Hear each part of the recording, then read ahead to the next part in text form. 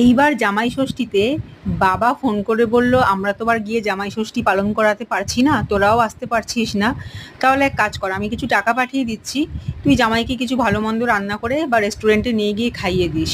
কিন্তু সেই জো আর কোথায় বলো, আমি তো ক্লাউড কিচেন চালাই, ব্যস্ততা সেদিনকে তুঙ্গে ছিল। কাস্টমারদের সমস্ত এক্সক্লুসিভ অর্ডার এইবার আমি পেয়েছিলাম। তাদের মধ্যে একটা ছিল এইরকম কলা পাতায় মোড়া ইলিশের মালাই পাতুরি।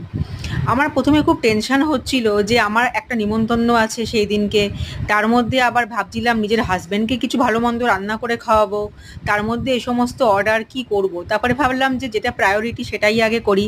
অর্ডারটা আমার কাছে প্রায়োরিটি, কারণ ওটাই আমার ইনকামের সোর্স। তাই ভাবলাম সেটাকেই বেশি গুরুত্ব দেওয়া যাক। আর এরকম একটা নতুন ভালো রান্না রান্না করলে সেটাও আমার শেখাও হবে, আমার এক্সপেরিমেন্টও হবে, অনেক কিছুই হবে।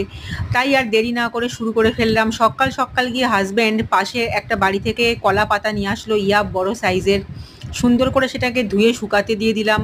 তারপরে চাটুতে এরকম করে সুন্দর করে একটু ভেজা ন্যাকড়া দিয়ে চেপে চেপে ময়েশ্চারটাকে বার করে নিলাম, যাতে খুব সহজেই ফোল্ড করা যায়। ওইদিকে 1 চামচ কালো সর্ষে, 1 চামচ সাদা সর্ষে, 1.5 চামচ পোস্ত সব দিয়ে নুন লঙ্কা সর্ষের তেল দিয়ে একটা পেস্ট বানিয়ে নিলাম। আর যেহেতু এটা মালাই পাতুরি বানাবো, তার জন্য একটুখানি একটা ডাব কিনে এনে ডাবের মালাইটাকেও ভালো মতো মিক্সিতে পেস্ট করে ফেটিয়ে নিয়েছিলাম, সেইটাকেও অ্যাড করলাম। তার সাথে স্বাদ এনহ্যান্স করার জন্য আর একটুখানি নারকোল কোড়াও দিয়েছিলাম, যেটা তোমরা ভিডিওতে দেখতে পেলে। এইবার মোড়ানোর পালা। সেই কাজটা আমার হাজব্যান্ড ভালো পারে বলে ওকে দিয়েই করালাম।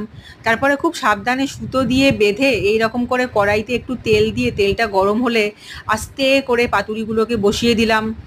একটা পিঠ মোটামুটি লো ফ্লেমে, মানে লো টু মিডিয়াম ফ্লেমে 5 থেকে 7 মিনিট হওয়ার সাথে সাথেই উল্টে দিলাম।